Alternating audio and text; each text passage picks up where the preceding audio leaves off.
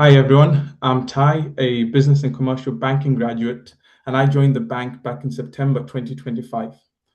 Welcome to our second Lloyds Live Career of 2026, and if you're joining us for the very first time, a very warm welcome to a careers fair that comes to you. With National Apprenticeship Week just 7 days away, we wanted to give you a brief on what apprenticeships actually are, give you the opportunity to hear from our experts surrounding apprenticeships, and give you the chance to ask our apprentices live questions using the chat function. Hi everyone, I'm Maya and I'm actually an apprentice myself. I started on the Financial Services Professional Apprenticeship Scheme in September, just after finishing my A-levels, so around the same time as Tiana. As we step into February, it is the biggest month of the year for apprentices as it is National Apprenticeship Week. And at Lloyds Banking Group, we have so many events and activities planned that it's almost impossible to fit them in 1 week. That is why we've started 1 week earlier. You'll find the rest of our opportunities and events on our Eventbrite and Faster Forward sites, which Myra and Michelle will share with you during and after our show. Now, apprenticeships can be a great way for people to develop their career, whether it's immediately after leaving school or during your working life. They offer a flexible way of combining structured learning whilst on-the-job training. Tonight, you'll hear from a few people this evening, like Maya, who have been apprentices at some point in their career. At Lloyds Banking Group, graduate schemes aren't the only way into the bank. Quick question, Maya. Did you actually know that you wanted to do an apprenticeship? How did that kind of come about? No, I actually didn't. I only really decided towards the end of my A-levels during my summer holidays was when I finally decided that I really wanted to do it. I think studying just wasn't for me, the traditional route, and I'm really glad I picked the path I did. No, fantastic. And I'm sure many people can relate. And that's one of the few insightful opinions that you will hear tonight. Just before we kick off the session, we want to make sure that everyone's comfortable with using the chat function. So if I could kindly ask everyone to note where they're coming from, just to see the different parts of the UK that we're able to reach. Okay. Birmingham, London. All right, geez, quite a lot of places then. Good to see. Lots of Londons. Yeah, London, Bedfordshire, I think that's it. Oh, I think I've seen a Leicester. That's where I'm from. Haven't seen Glasgow yet. That's where I'm based. Oh, well, that's great to see all the places that you guys are coming from. So now that you are familiar with using the chat, we're going to try out some polls for you. So if we could just get the first one up. So this first poll is going to be on a scale of 1 to 5, how much knowledge do you already have on apprenticeships? So 1 would be no knowledge at all, and 5 would be extremely knowledgeable. And guys, remember that the whole point of this session is to explain the core principles of apprenticeships. So don't worry if you're not at a 5 right now. Hopefully we'll get you there at the end. Seeing a lot of 3s, which is good. Yeah. In the middle. Few 5s. Yeah, impressive 4s as well. Yeah. Yeah. Few 1s as well, 1s and 2s. No right or wrong answers in this. We're just trying to gauge just how everyone's feeling at the start. Okay, if I'll just step onto the second question, the second poll.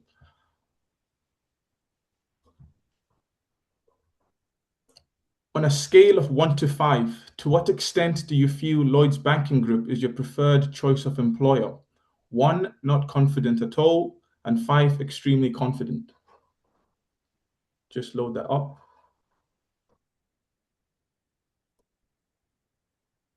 Nice to see some 4s and 5s.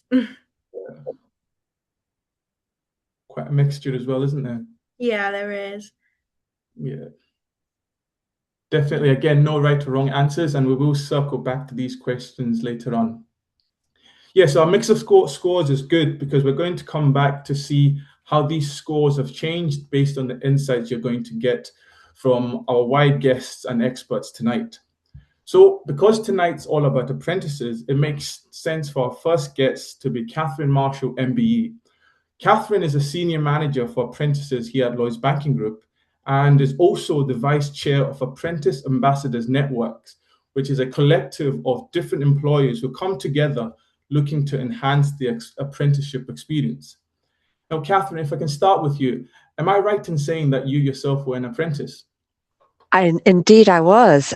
So I did the senior leader apprenticeship probably about 3 years ago, and it was fantastic just to really experience what it's like to be an apprentice, Yeah, and to have that structured development, focusing on all the different things that you learn.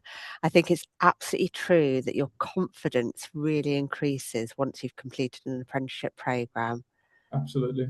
Yeah, and confidence is what we're trying to instill into everyone by giving them the basics of what an apprentice is. So, in your words, Catherine, what is an apprenticeship for those that are interested, and what does it actually involve? So I would always describe an apprenticeship as a structured development program with a recognised qualification. Now, we offer over 30 different apprenticeship programs in Lloyds Banking Group, and all of them are slightly differently structured. So, for example, in one apprenticeship program, you might do a 6 week boot camp at the start to really fast track your development, and then have a residential where you're working with other people in your cohort to work on different projects. For other programs, it might be that you meet with your tutor once a week and perhaps learn with your cohort together, and an expert tutor to kind of guide you through different things. So each one is structured in a very different way. Yeah, And again, the lengths of apprenticeship programs are different. yeah, So typically, you've probably got the shortest ones around 12 months, and some of them can be 4 years long. yeah. So clearly, a wide choice and variety for those interested in LBG apprentices. Now, Absolutely. I guess whilst at school, we all hear about GCSEs, A levels for those in England and Wales, and hires in Scotland, as well as degrees. But apprenticeships also use levels, don't they? What is the level system in apprenticeships? Yeah, absolutely. So apprenticeships come in different levels. So they start off as a level two, and that's really the equivalent of your GCSEs. Then they go all the way up to a level seven, which is the equivalent to a master's degree. I think it's really important that you do have a look at the level of apprenticeship program. But what I think is more important for people considering an apprenticeship is to really think about the area that you want to work in. So, do you want to work in HR? Do you want to work in data analytics? And then understand what apprenticeship levels are available in your chosen field. So, on the topic of levels, you can do one level apprenticeship and move on to another. Is that correct? Absolutely, 100%. So, Okay. quite often we'll recruit people, for example, on a level four data analytics apprenticeship. And then they'll specialise either in a level six data science apprenticeship or continue in the analytics route on a level six data analytics apprenticeship. So that progression is really important in the way Mhm. that you can map that out and really see how you can progress through the different levels of apprenticeship and with your career. Okay, okay. Very insightful. Thank you. And I guess just as an example, a level four technology apprenticeship with Lloyds, would that be the same equivalent with a different employer? Absolutely. So the apprenticeships are called standards, and they're called standards for a reason. Every single apprenticeship outlines the key skills, knowledge, and behaviours that you need to be successful in a particular job. And that is exactly the same whether you're doing a technology apprenticeship in Lloyds Banking Group or in Microsoft or in Amazon. The standard KSBs, knowledge, skills, and behaviours are exactly the same that you will learn. Okay. Obviously, the jobs and the way that you apply it will vary. Yeah, fantastic. Thank you for that. And I guess when I was applying to uni, we had to go through UCAS points. How does that Mhm. work for apprenticeships? So, this is why it's important to understand the different levels of apprenticeships. In Lloyds Banking Group, for example, our level two and three apprenticeship programs are available to anyone. You don't necessarily need to have your GCSEs. For our level four and five apprenticeship program, we do ask for you to have three A levels, and we tend to ask for three Cs. And then if we're offering a degree apprenticeship program, we do tend to ask for BCC. Now, Okay. obviously, I've talked there about the A levels. It would be the equivalent in Scotland as well if we're looking at the hires. Yeah. Okay, fantastic. And I guess when you're an apprentice, this also involves or might involve studying and working at the same time. And as a graduate, I can speak for myself and say there's an abundance of support to ensure we have a healthy and good work lifestyle balance. Question is then, how does Lloyds help apprentices to enjoy a good and healthy work life balance? And that is really important. So when you're doing an apprenticeship, you get 20% of your time that you are absolutely focused on your development. And so your line manager will make sure that you secure the time that you need to complete your apprenticeship program. It's really important that you get that good relationship with your line manager and also the tutor from the training provider that you work for. And we absolutely know that there are bumps in the road and there are unexpected things that happen at different times. So it might be that you've got an assignment that you need to write, but actually your line manager's also said, we've got this real priority piece of work. And then it's looking at actually how do we juggle that? And what you always need to remember is you're never on your own. So you're Yeah. part of a wider team. So that priority piece of work can be given to someone else to absolutely make sure that you've got the time to finish off your assignment. I would say it is important to be organised and to think about how you manage your time as an apprentice and start as you mean to go on as well. But we do give everybody the help they need to get started in the right way. No, fantastic. Thanks for that, Catherine. And I guess my last question is, seeing as you an apprentice yourself, what advice would you give to the people on this call looking to undertake an apprenticeship? Absolutely. And I think it is get as much information as you can. So it's absolutely brilliant that you're dialing in today and finding out about apprenticeships in Lloyds Banking Group. Find out what really appeals to you, what you like doing, and then look for the different career pathways that might align to that. So, for example, you might love working with people, have really great empathy, be really good at communication. So actually working in one of our customer areas or client-facing areas might be great for you. Or if you're doing maths A level, for example, and you love that problem solving aspect of it, an analytical role might be right for you. So take the time firstly to understand who you are, what you love doing, and then look to see what career path might be the right one for you. And the other thing I would add, if I can steal the time, Yeah, of course. is don't worry if you don't get it right first time. So it's hard to decide what you want to do. And whatever pathway you take, you're building up great skills and experience that can help you. And it might be the third pathway that you actually take that is the right one for you. But everything has really helped leading up to that. So don't think you've got to get it right first time. Absolutely. And a lot of good information to take away there, hopefully instilling more confidence to everyone on the call. And thanks a lot, Catherine. It's always helpful to hear from someone who was once in those shoes, just to kind of remove that fear of the unknown. And hopefully, everyone on the call has a bit more confidence and will start to actively look for apprenticeships. Yes, thank you so much, Catherine. I wish I'd heard someone say this when I was looking for an apprenticeship because it certainly wasn't as easy. I would now like to welcome our next guest, Dan from BPP. You may not have heard of BPP, but they are the largest training provider in the UK, helping thousands of apprentices every year study and pass their exams. So, Dan, hello. Hello, Before thank we you for jump having me. into asking you some questions, do you want to start by telling us what your role is? Absolutely. So here at BPP, my role is a strategic relationship manager. So that means that I'm responsible for our financial services division. So I work with many banks, insurance firms, and investment companies, all working within financial services, helping them with their apprenticeship strategy. So this involves working with employers such as Catherine to design our programs to ensure that we're really meeting the needs of businesses and also apprentices. Sounds great.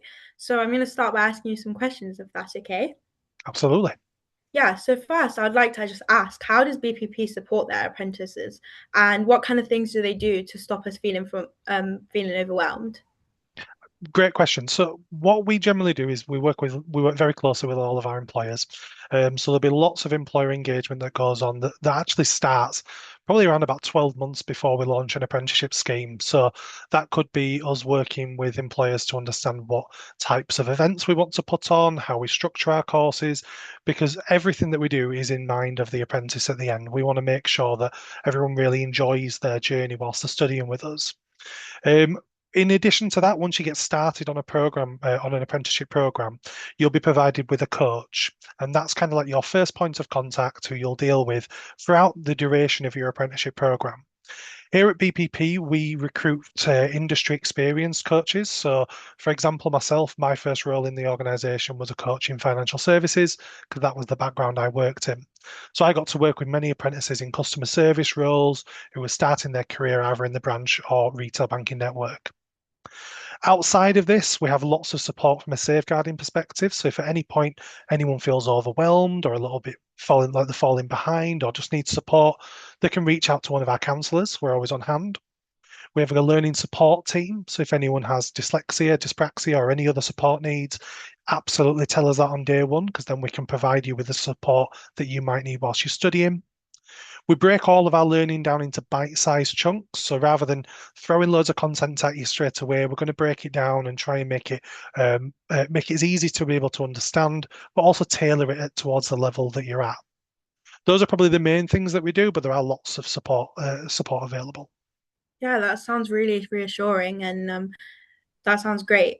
So many students, much like myself when I started, would have been used to the kind of formal learning that you have in school. So what is the style of learning during an apprenticeship? Great question. So how apprenticeships generally work is it's all around learning on the job. So what you're looking to do is embed the skills that you learn from training providers like BPP to be able to implement it back into the workplace. That might be that you've, say, been on a webinar with us where you've learned something really cool and snazzy to do in a data webinar, and then you've taken what you've learned and been able to put it back into what you're doing on a day-to-day basis. You'll generally find that apprenticeships are quite self-directed at times. So we provide lots of online webinars, perhaps in-person events that we host, but there will be lots of self-reading, lots of quizzes to complete. So it's just really important that you are accountable of your own learning journey. So once you get started, just making sure that you're on track. But if you fall off track, just make sure you communicate with us. Yeah, and I guess you've kind of touched on this with the self-studying, but do all the apprenticeships you offer have just formal courseworks and formal exams, or how are they assessed? So they're all really different. So there's actually over 700 different apprenticeships available, so lots to choose from. Obviously, some of them are in really, really niche areas, and some are obviously more popular. All the apprenticeships generally follow a similar approach where you'll have what's called an endpoint assessment. So that's where you'll create normally a portfolio, evidencing all of this knowledge, skills, and behaviours that you've developed throughout your apprenticeship scheme. If we take into account an example, which would be the Level 4 Data Analyst program, you'll generally find that you'll be creating a portfolio that's based around what you're doing in your job. So it's the way that I like to think about it is kind of like preparing for an interview. So you'll follow things like the STAR method, which I'm sure everyone on the call is very familiar with. So situation, task, action, and result. And you'll be taking what we're teaching you, applying it to the workplace, and then providing us with those examples. There are obviously some apprenticeships that do incorporate exams. An example would be an accountancy and tax apprenticeship. There's going to be quite a lot of exams that fall part of those schemes. I generally suggest individuals when they're looking at an apprenticeship program to find one that matches your skill set.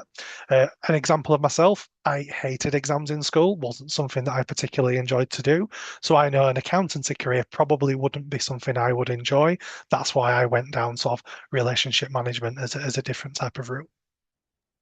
I think I agree with you there. I'm not an exam person. So I guess I would kind of ask you, linking to that, say you fail an exam, what kind of support does BPP offer? Again, great question. So from a support perspective, you've got your coach from day one. So they will be dedicated to you. They'll support you in every single step of the way, providing you with the guidance and the structure that you need to help you develop in your learning journey. Outside of this, you'll have an incredibly supportive line manager.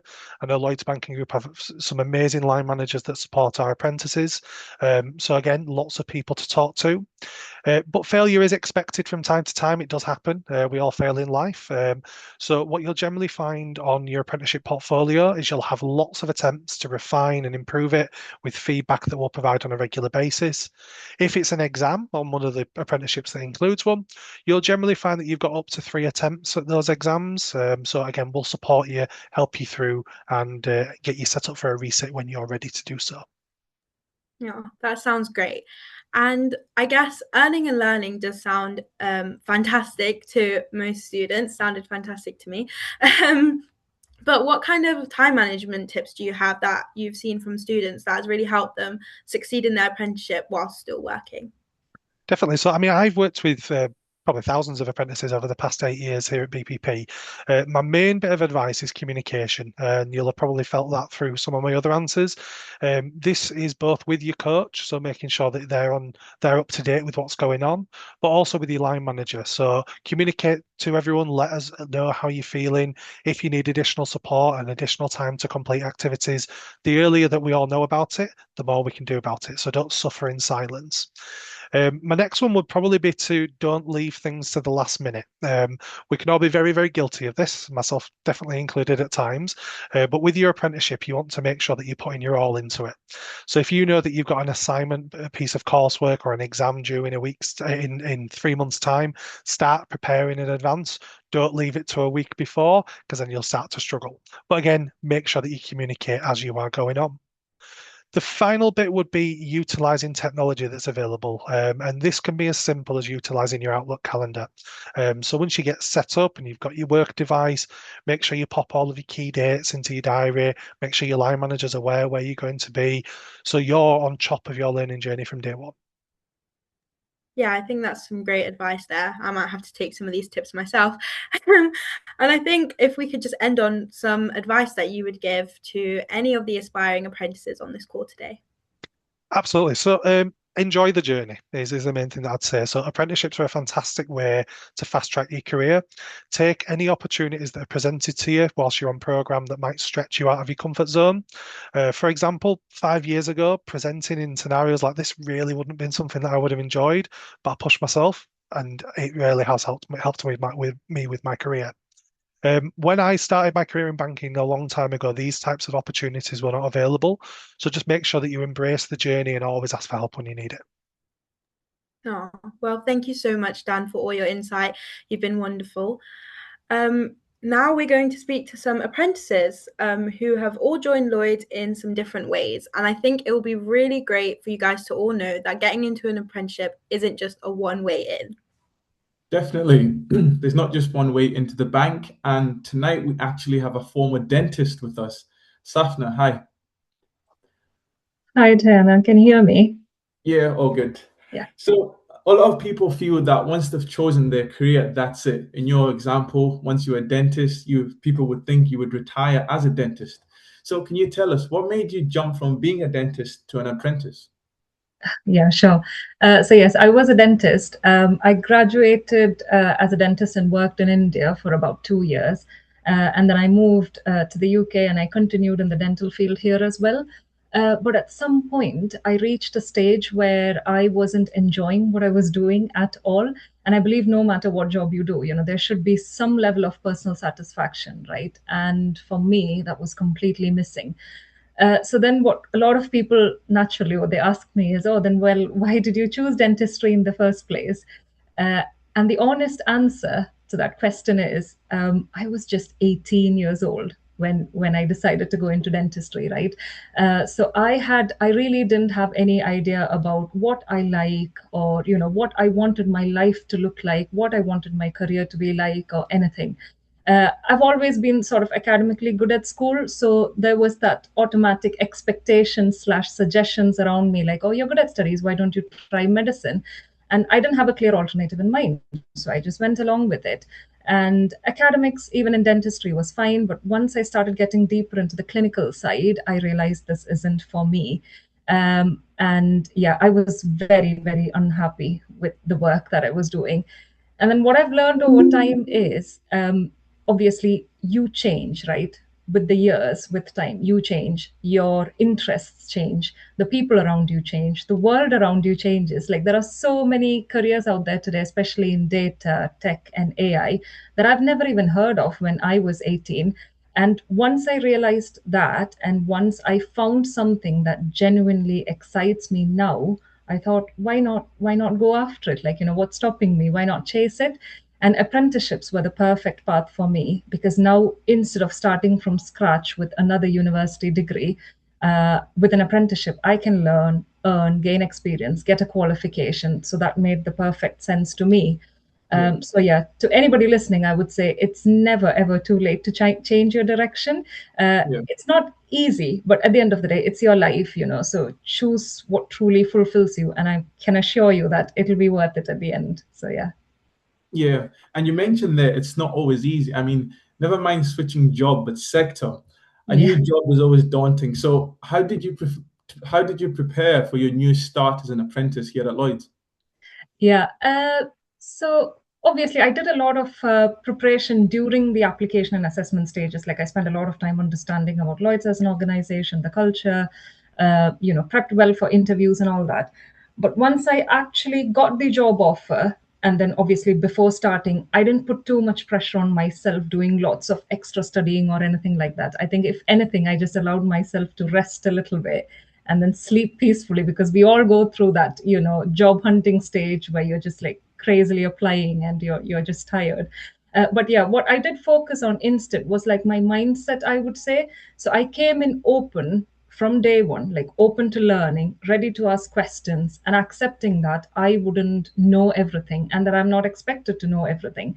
I just reminded myself that, this is an apprenticeship, not a test. So learning is built into my role. And I also trusted the process, because I know Lloyds has, like such a strong onboarding structure and support system. You're never thrown in the deep end. You have always got guidance, they're supported and all that. So I would say prepare well for the application, but once you get the opportunity, just come in curious and open-minded, and that will definitely take you far. Yeah, definitely curiosity and being that sponge that just soaks everything, isn't it? Yes, exactly. I guess. So obviously switching career, how do you describe your job and your day-to-day job to friends and family outside of Lloyds? So yeah, I'm a data analyst and AI apprentice within the consumer lending area at Lloyds, and I work in the affordability and optimization side. So my team specifically focuses on supporting the homes platform. So how I normally describe to people is like my job is to use data to help more people afford a home, for example. So we all know Lloyds has like a huge amount of data and like a huge wealth of data. And our role as analysts is to understand that data and use it safely and responsibly to answer some really important questions like, how can we say yes to more customers? How can we make the processes more simpler and fairer and quicker for customers? How can we help more people, especially first-time buyers, get into that home buying journey? So yeah, I would definitely say a big part of my role is obviously taking numbers and then putting it to something that people can actually understand, build visualizations, build dashboards, so that the business can make some really important decisions based on that. So yeah. And amidst all the complexity of your day-to-day role and the curiosity you obviously have, what are the highlights of your apprenticeship journey so far? So I think that there would be quite a lot for that, but yeah, I'll try to keep it simple. Obviously, there's the fact that, I'm building a lot of technical skills as an analyst, and that's really important. But that was expected, right? When you are into a technical apprenticeship anyway.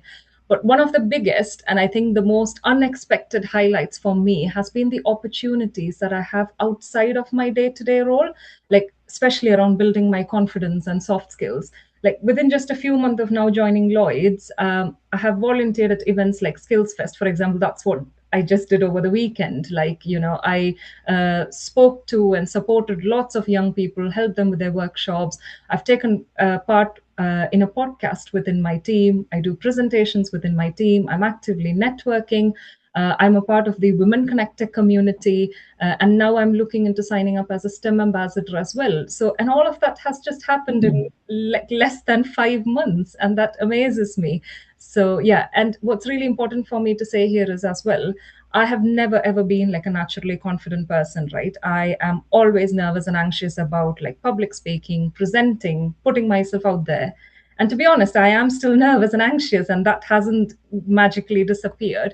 But with this apprenticeship, and I think with the culture in Lloyd's, you're given so many opportunities to just challenge yourself and put yourself out of your comfort zone, but in a very safe and supportive environment, right? So yeah, it's definitely helped me grow in ways that I genuinely didn't expect. So yeah, that's the biggest highlight, I would say. Good. Yeah, it's nice to hear that your highlights are linked to your day job as well as extracurricular events. That's very nice. And I guess the Yes. last question is, a lot of people are attracted to the idea of earning and learning at the same time, but this actually involves a lot of time management. How do you manage all your extracurriculars like skills fest, etc., as well as your day-to-day tasks? Absolutely, yeah. And I won't sugarcoat it. Like, it's not the easiest thing to manage everything all together, right? And especially as an apprentice, like, you're managing like a full-time job along with your studies. So you've got learning hours to meet, you've got webinars, you've got portfolios, project works, endpoint assessment, all that while doing a day-to-day role.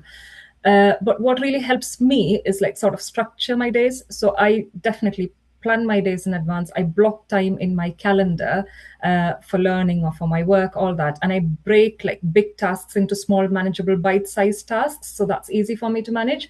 But honestly, some days nothing goes as to plan. Unexpected things always come and everything just goes out of the window, but that's okay as well.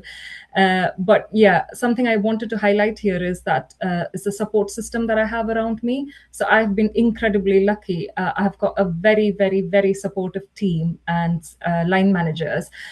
So they have been very supportive and very flexible from day one. I've never ever felt stressed about meeting my apprenticeship requirements because I've always had the time and the freedom to manage the studies and work. And yeah, we also have a coach from BPP. So, if I have anything that I'm unsure of, I always reach out to him and he's super helpful as well. So yeah, it is hard work, but with the right planning, a little bit of discipline, and most importantly, the right people around you, which Lloyd's definitely has a very good support system, I believe, it's 100% doable. So yeah. No, fantastic. Thanks a lot for that.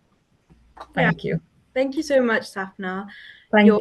Your journey from a dentist to a data apprentice is huge, but sounds amazing. So next, we're going to hear from someone whose journey was completely different, someone whose journey was quite like mine, and who joined straight after college. So Kai. Yeah, so I am a HR apprentice. I'm doing my level 5 CIPD qualification. I started literally just straight from college. I always sort of knew that I wanted to do something with people, but I just didn't know what that path necessarily would sort of be. It is a little bit intimidating, I can't lie, because you tend to find that you are the youngest, that you are the youngest in every single room. I'm sure you've had that experience. Yes, I do relate there. Wow.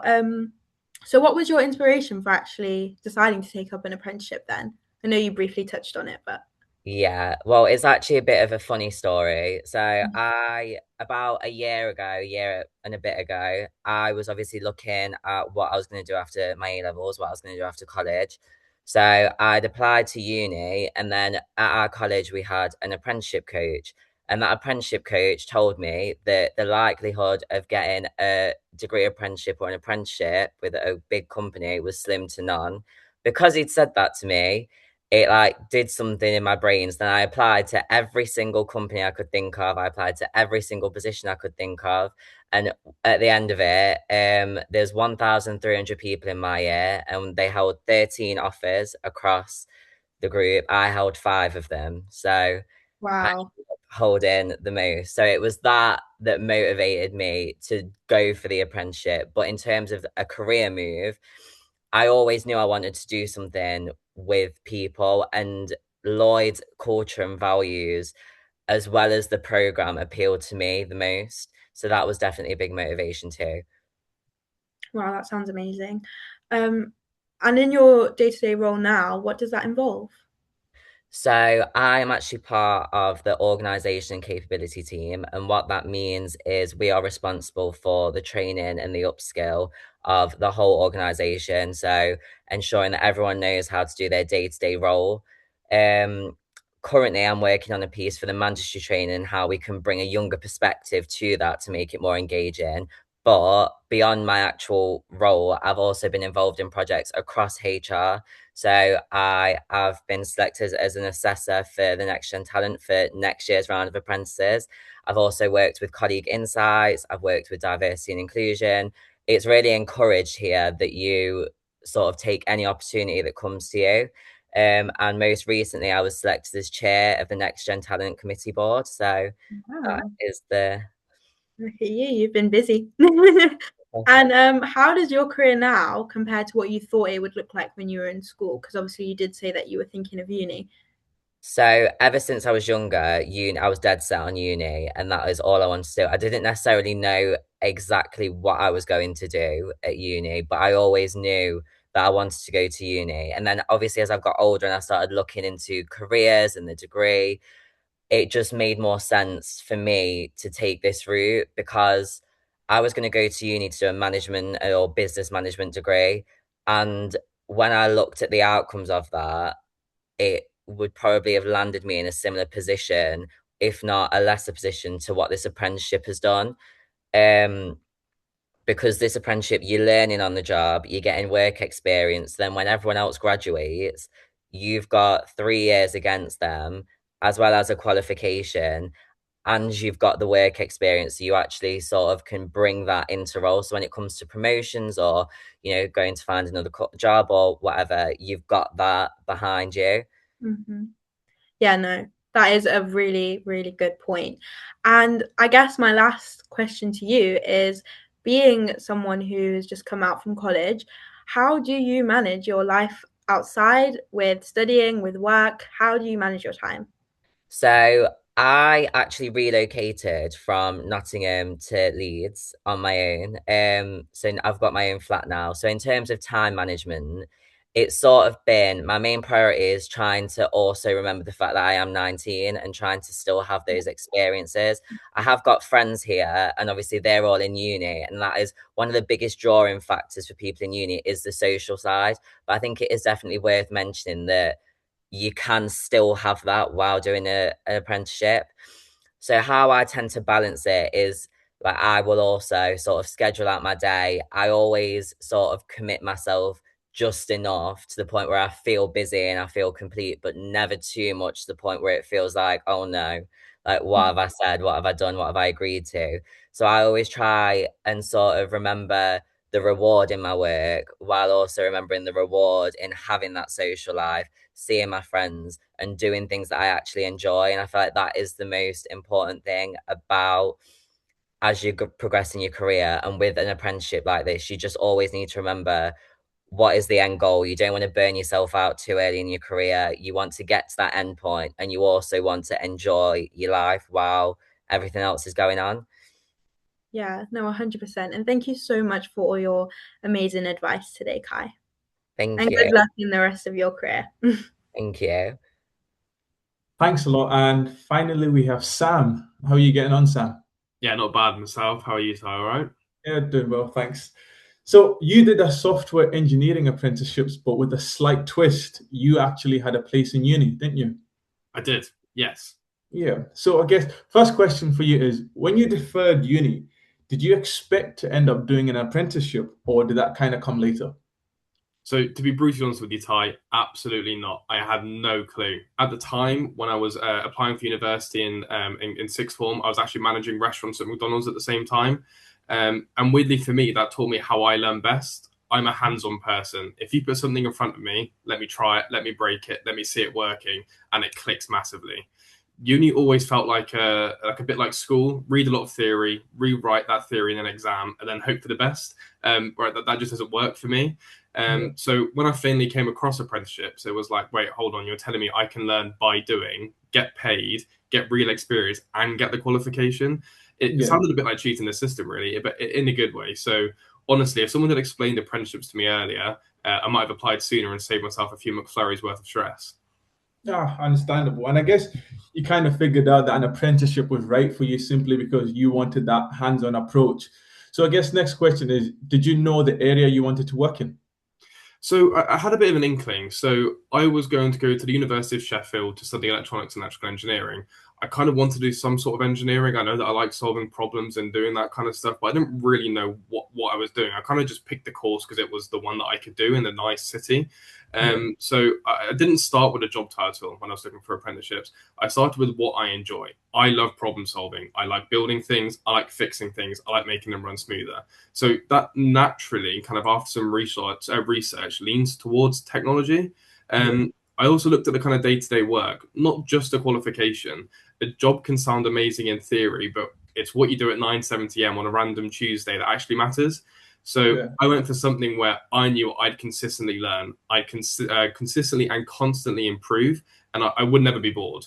Tech Yeah. being one of the quickest growing industries in the world kind of ticked all those boxes. And I think the other thing that really, really helped is like these sessions today is talking to actual apprentices. You get the real and genuine story, not just the kind of polished brochure version. Yeah, I definitely agree with what you're saying there.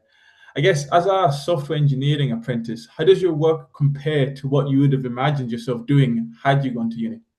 So on a slight little bit, I think one of the key things that I wanted to go to university for, compared to what I'd be doing, because I wanted to live the social life. My mum and dad loved it, and I made friends for life. I've got friends who've been to university, love the social life, all that kind of stuff, and I didn't want to miss out on that. However, let me just quickly tell you, and I'm sure the apprentices agree on this call, you definitely still get that life as an apprentice with things like residentials, working together. That all still happens. But if I'd gone down the full university full time, I wouldn't be anywhere near the level of practical experience I have now. Straight out of the apprenticeship, and actually while I was on the apprenticeship, I was already working in engineering and production systems and systems that the bank uses day to day. I was working in Google Cloud Platform. I was working on delivering actual infrastructure that we're using for app technology, real work that genuinely matters for the bank. So instead of going and learning the theory of how all this stuff physically works and going on and actually just reading books about it, I've actually been able to go and do that work instead. So I've learned it and I've done it. So instead of studying for it and then just kind of writing about it, I've studied for it and gone and put it into picture. So uni might have given me that kind of wider theory base earlier on, but I think I can tell you now, actually, the apprenticeship gave me immense confidence and gave me a massive career head start. Yeah, good stuff. And it sounds like you've had the best of both worlds. So I guess what advice would you give to someone who's torn between uni and an apprenticeship? So I will massively echo what Catherine mentioned earlier. There's no wrong choice. It's about your learning style and what environment that you personally thrive in. It's not for someone else to choose or certain factors. It specifically is what you want to do. So if you love structured learning, lectures, and that kind of theory-based knowledge and these deep academic dives, well then university is great. That might be for you. But if you learn best by doing and you want to earn while you learn and want that real experience really, really early on in your career, well, then apprenticeships are just unbeatable. And for example, my Mrs. Abby, she went to university and she had to go to university for the job she wanted to do. So she's now a detective in the CID and the police force. She loves her role. She wouldn't have been able to do it without university, but she has to face the consequences of that. She has a massive student loan to come out of it. She had 3 years of sitting in university. That is a different choice. Whereas I didn't go to university, I did an apprenticeship. I got real experience, which has my CV stacked. I can't fit into 2 pages anymore. I moved out and now I'm looking at buying a house with my missus as well. And all the people that went to university, I now have 3 years of experience ahead of them, plus the qualifications, whereas they've only got that qualification. And if you're an employer, realistically, if you're looking at someone with a degree with no experience, or you're looking at real world experience and qualifications, you're definitely given an advantage. So don't choose based on what people expect of you. Choose based on what will make you excited on a Monday morning to go and be doing. And look ahead. What do you actually want to do? And where do you want to be in the next 2 to 3 years? And which route kind of gets you there? Definitely. And I think you played great emphasis on experience, and that's invaluable, isn't it? Exactly, definitely. Last question for you, Sam. Has this experience as an apprentice changed your long-term career plans? Massively. Before the apprenticeship, I didn't even see tech as a career. However, now, as the bank will say, I'm all in. I'm all there for it. the apprenticeship has opened doors, and the work that I do, I didn't even know existed. So things like cloud engineering, infrastructure, data analytics, data engineering with artificial intelligence, these things that we throw all these words around, but actually I never have discovered them without doing what I do now. And I think as well as the confidence you build from doing real work early on in your career completely changes how you set your personal goals. It's made me so much more ambitious, and I now genuinely see a route to looking at leadership, senior roles, architecture, whatever I want to aim for. I know that if I put the work in, I can go for it. And I mean, if we look back a few years ago, I was really not confident. I kind of worked, sat in the background, kind of did my stuff. However, fast forward a couple of years to where I am now, I'm doing talks like this. I've hosted the LBG, the Lloyds Banking Group activation event, where all the new apprentices and grads come together. There's over 600 people there. And actually, I'm really, really enjoying it. That would have terrified me before. And the apprenticeship didn't just give me those hard skills of learning. It gave me the soft skills like confidence, enough that I know I've ended up going on and doing all this other stuff with British Computer Society. And it still feels unreal to be able to say where I am today. So yes, it absolutely has changed my long-term plans. I know I now can aim really, really high. Things like senior engineering, leadership, it all feels genuinely achievable now. And I think the biggest change is that I now personally understand the value that I can bring in. And that's something you don't get from a classroom alone. Yeah, great learning experience through the apprenticeship then. Yes, definitely. Fantastic. Very insightful. Thanks a lot, Sam, for that. Cheers. Yeah, thank you so much, Sam, and thank you to all of our guest speakers today. And I hope you realize now that apprenticeships can form part of your career and development in so many different ways, as it has for the apprentices that we've just heard from. And as we mentioned earlier, the careers live streams on the first Tuesday of every month. But that is not the only thing that we are doing to support your journey from moving from school into work. This year, we're offering our work experience virtually, which will help you to gather skills and an insight into the right role for you. And we are hosting also in-person skill fests and brought everything together on our Faster Forward platform, which the link will be posted in the chat and put on the resource sheet. This is the platform that you can join for free. It offers you learning, guidance, access to work experience, and that is really essential when you start to look to apply to roles. We also have some Lloyds mentors on there that can help you with any questions that you have about the assessment processes or any applications that you're doing. And just before we wrap up, Catherine, if I could just circle back to you, if that's okay. You can indeed, yes. Would you mind explaining the opportunities that we have live right now and the key upcoming deadlines for getting your application in? Absolutely, absolutely. And I've been answering lots of questions in the chat about what is available. So in the chat, I've put in our Lloyds Banking Group website. So that's lloydsbankinggrouptalent.com. That has details about all of our different apprenticeship programs. Now, we do tend to go live for our vacancies in the autumn term. So the perfect time to start looking for an apprenticeship is year 13, autumn term. We do actually have some that have become available in January. So that's a data analytics and digital product manager. So they are available to apply for now. They're on the website. They'll be open till around sort of mid-February. So don't delay, take a look at them now. But there has been quite a theme in terms of some of the questions. Typically, have a look around the autumn term for year 13 for those apprenticeship opportunities. Fantastic. And just for applications, it's important that you get them in on time and take your time when you're doing them. Now, at the start of the show, we asked you a few questions about apprenticeships in regards to your in regards to your confidence. And I guess now that you've heard it brought to life and heard from apprentices themselves, if you don't mind, we're going to stick up a poll again and see where your confidence is with these. So the first question is, on a scale of 1 to 5, how much knowledge do you have on apprenticeships? 1, no knowledge at all. 5, extremely knowledgeable. Looks like we've only got 4s and 5s and a few 3s. Yeah, definitely more confidence, I'd say, 4s and 5s. That's fantastic. Oh, wow. Yeah, excellent. Oh, that's fantastic to see that tonight's live stream has helped so many of you. If we could also launch the second poll to check how you feel about Lloyds as an employer.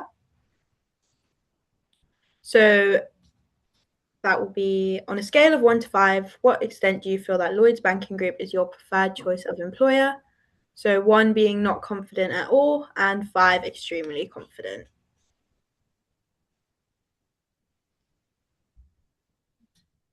Again, a mix of results, 4s and 5s. Numbers have definitely gone up, so that's good. Lovely to see. Yeah, numbers have definitely gone up, and I think we've done a decent job. And I hope you've really found the session to be insightful and of great use, and it's even filled you with greater confidence for tackling the upcoming applications. Like we mentioned earlier on, Michelle will be sending out resources with useful links, including the one to the Faster Forward platform. And Faster Forward platform is where you can learn about more careers at Lloyds and get in touch with some of the career mentors we have here. If you've missed anything, you can hop over to the Lloyds Careers YouTube channel and catch replays alongside other episodes from previous Lloyds Career sessions. This session, I believe, will be on and uploaded to YouTube by the end of the week. And guys, if you wanted to hear any more on specific areas or careers in the bank, do not worry. There will still be some more opportunities to deep dive within the next few months on things like marketing, branding, actuarial, and audit. But thank you so much for all joining us today. And Michelle, I'm going to hand back to you.